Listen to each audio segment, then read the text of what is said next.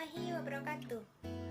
Hai teman-teman semua, kami dari kelompok 16 kelas 84 Bahasa Indonesia akan menjelaskan tentang karya tulis ilmiah. Perkenalkan, nama saya Vini Arya Putri dengan nomor BP 1711011001 dari jurusan Farmasi, Fakultas Farmasi, Universitas Andalas. Halo teman-teman, perkenalkan nama saya Uli Wahda dengan nomor BP 17110110019 dari jurusan Farmasi, Fakultas Farmasi, Universitas Andalas. Hai teman-teman semua, perkenalkan nama saya Anisia Oksawala Putri dari jurusan Farmasi, Fakultas Farmasi, Universitas Andalas, kelas Bahasa Indonesia 84. Kami di sini dari kelompok 16 ingin memaparkan mengenai karya tulis ilmiah.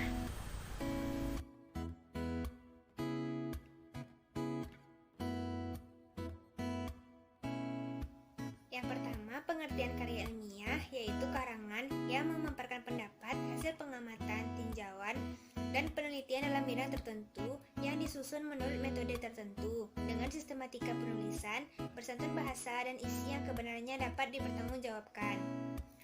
Menurut Kamus Besar Bahasa Indonesia, yaitu karya tulis yang dibuat menggunakan prinsip ilmiah dan berdasarkan fakta, yaitu adanya observasi, eksperimen, dan kajian pustaka. Selanjutnya, struktur karya ilmiah.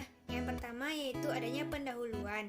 Bagian pendahuluan berisikan dasar-dasar penelitian ilmiah, masalah yang diangkat, dan mekanisme penyelesaian masalah itu. Yang kedua, isi dan pembahasan yang bisa terdiri dari satu atau lebih bab. Jumlah bab pada bagian ini bergantung seberapa pelik pembedahan dan pembahasan dari bahan penelitian. Yang ketiga, kesimpulan, yaitu berisikan hasil analisis pada bagian isi dan pembahasan. Kesimpulan yang disampaikan pada bagian ini merupakan penjelasan singkat dan padat mengenai hasil analisis. Biasanya, bagian ini hanya terdiri dari satu bab. Selanjutnya, jenis karya tulis. Yang pertama, karya tulis ilmiah, yaitu suatu karangan atau tulisan yang diperoleh sesuai dengan sifat keilmuannya dan didasari oleh hasil pengamatan, peninjauan, penelitian dalam bidang tertentu yang disusun menurut metode tertentu dengan sistematika penulisan yang bersantun bahasa dan isinya dapat dipertanggungjawabkan kebenarannya atau keilmiahannya. Kategori karya tulis ilmiah. Yang pertama, laporan penelitian, yaitu laporan yang ditulis berdasarkan penelitian. Misalnya, laporan penelitian yang didanai oleh fakultas dan universitas. Yang kedua, surat pembaca, yaitu surat yang berisi kritik dan tanggapan terhadap isi suatu tulisan ilmiah. Lalu ada laporan kasus, yaitu tulisan mengenai kasus-kasus yang ada yang dilandasi dengan teori. Selanjutnya ada skripsi, yaitu tulisan ilmiah untuk mendapatkan gelar akademik sarjana strata 1. Lalu ada tesis, tulisan ilmiah untuk mendapatkan gelar akademik strata 2. Dan ada disertasi, tulisan ilmiah untuk mendapatkan gelar akademik strata 3.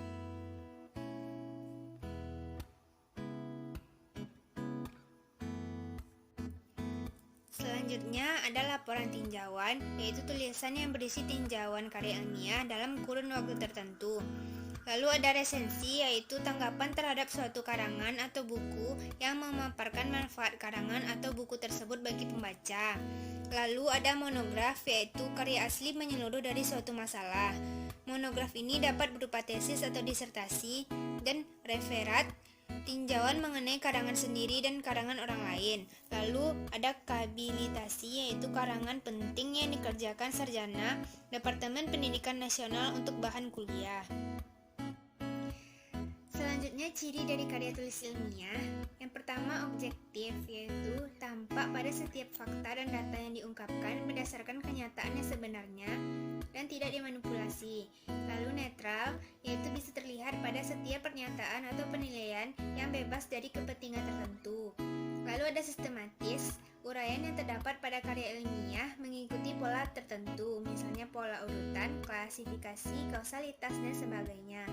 Lalu logis, yaitu terlihat dari pola nalar yang digunakan. Pola nalar induktif digunakan untuk menyimpulkan suatu fakta atau data, dan pola nalar deduktif digunakan untuk membuktikan suatu teori atau hipotesis yang digunakan. Lalu bahasa yang digunakan adalah ragam formal, yaitu menggunakan kosakata baku dan kalimatnya terstruktur lengkap. Lalu tidak pleonastis, yaitu kata-kata yang digunakan tidak berlebihan atau tidak berbelit-belit. Lalu menyajikan fakta, yaitu bukan emosi atau perasaan. Pernyataan atau ungkapan yang emosional, contohnya menggebu-gebu seperti berkampanye, perasaan sedih seperti berkabung, dan perasaan senang seperti mendapatkan hadiah, hendaknya dihindarkan.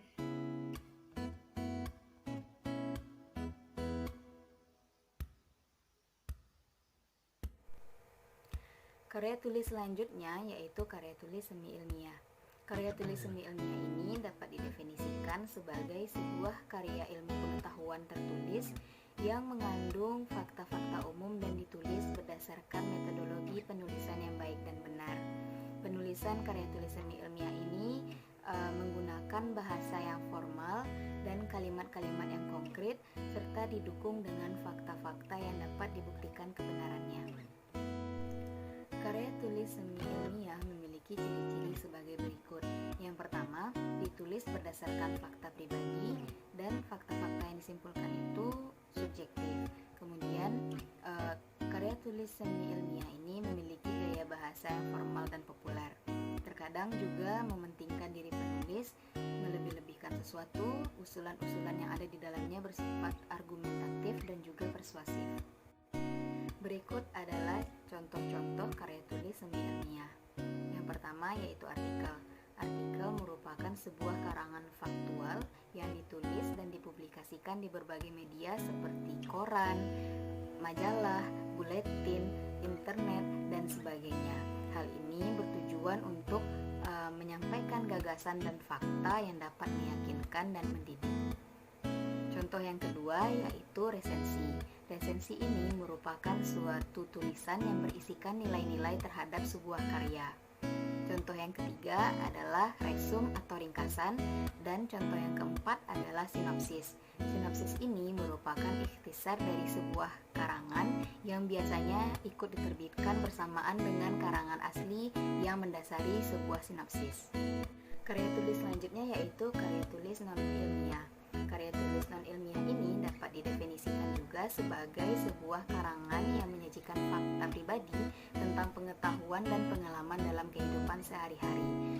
Karangan ini bersifat subjektif, kemudian tidak didukung oleh fakta-fakta umum, dan biasanya menggunakan gaya bahasa yang populer atau gaya bahasa yang biasa dipakai sehari-hari. Adapun karya tulis non-ilmiah ini memiliki beberapa ciri-ciri. Yang pertama yaitu ditulis berdasarkan fakta pribadi dan disimpulkan secara subjektif. Gaya bahasa yang digunakan juga gaya bahasa yang konotatif dan populer.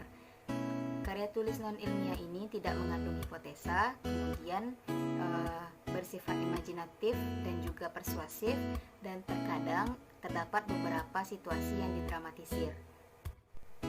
Contoh karya tulis non-ilmiah yang pertama yaitu dongeng. Dongeng merupakan sebuah kisah yang diangkat dari pemikiran-pemikiran fiktif dan juga kisah-kisah nyata menjadi sebuah alur perjalanan hidup dengan pesan moral dan makna-makna hidup yang terdapat di dalamnya. Yang kedua yaitu cerpen atau cerita pendek. Merupakan sebuah karya fiksi naratif fiktif yang ditulis secara singkat dan langsung kepada tujuannya. Yang ketiga yaitu novel, merupakan salah satu karya fiksi yang ditulis secara naratif dan biasanya berbentuk sebuah cerita. Serta contoh yang terakhir adalah roman. Di sini saya akan menjelaskan mengenai persamaan dan perbedaan karya ilmiah. Secara sistematika, karya ilmiah menggunakan metode penulisan ilmiah, yaitu memenuhi kaidah penulisan yang baku, metodis, sistematis, dan diakui masyarakat keilmuan. Sedangkan secara semi ilmiah tidak terikat dengan metode penulisan ilmiah tetapi tetap sistematis.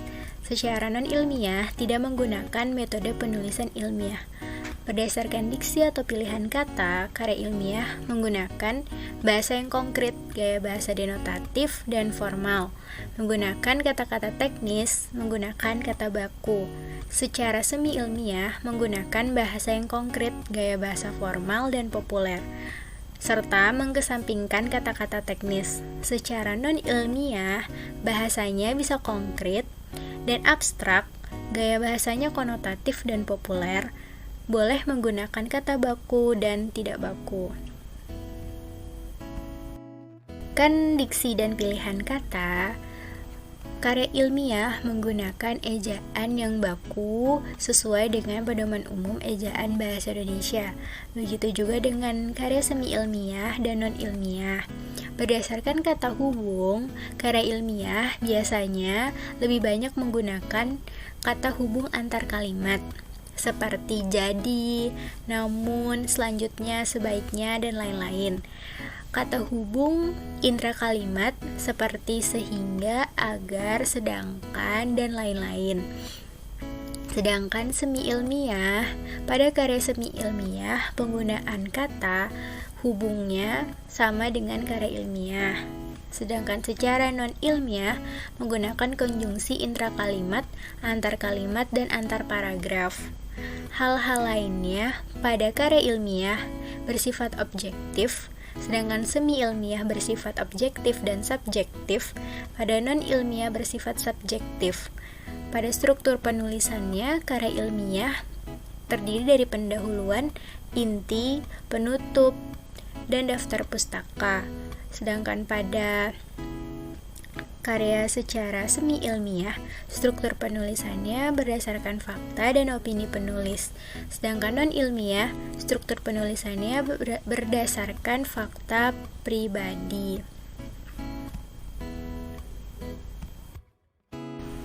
Selanjutnya yaitu persamaan karya ilmiah. Persamaannya terdapat pada metode ilmiah yang digunakan, yaitu sistematis, menyajikan data, netral, dan objektif.